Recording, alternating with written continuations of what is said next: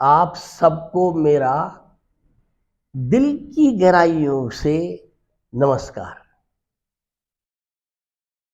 Both of them did not go to school. इसका मतलब हुआ कि उन दोनों में से कोई भी स्कूल नहीं गया। अब सेंटेंस बिल्कुल सही लग रहा है, लेकिन ये वाक्य गलत है। जब भी आप बोथ का प्रयोग किसी वाक्य में करेंगे और वाक्य अगर नेगेटिव है तो वो बोथ जो है नीदर में बदल जाता है। अब सही सेंटेंस क्या होगा? Neither of them went to school. ये सही सेंटेंस है। लेकिन अगर सेंटेंस पॉजिटिव है तब बोथ का प्रयोग सही है। Both of them went to school.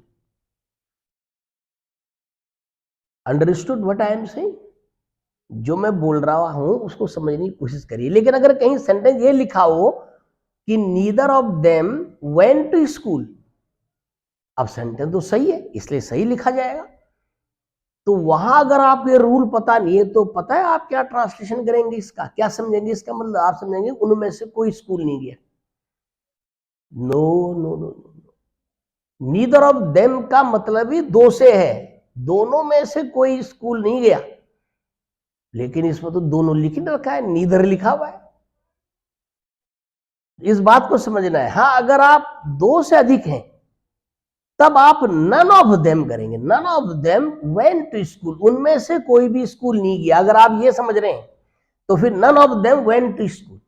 लेकिन अगर दो होंगे तो neither of them went to school. और ऐसी स्थिति में नीदर के बाद जो सब्जेक्ट आएगा, यहां पर देम है ना सब्जेक्ट, वो प्रोनाउन के रूप में हमने उसको प्रयोग किया है। इस देम का मतलब केवल दो है, क्योंकि देम का मतलब तो दो से अधिक भी हो सकता है ना। ऑब्जेक्टिव केस ऑफ दे, दो या दो से अधिक होगा। लेकिन चूंकि नीदर आ गया तो इस देम का मतलब अगर दो है बस। इस बात को आप ध्यान रखिए। और इसी प्रकार के बहुत सुंदर ग्रामर के रूल्स को समझने के लिए हमारे चैनल को सब्सक्राइब करिए, लाइक करिए और शेयर कीजिए। बहुत बहुत धन्यवाद।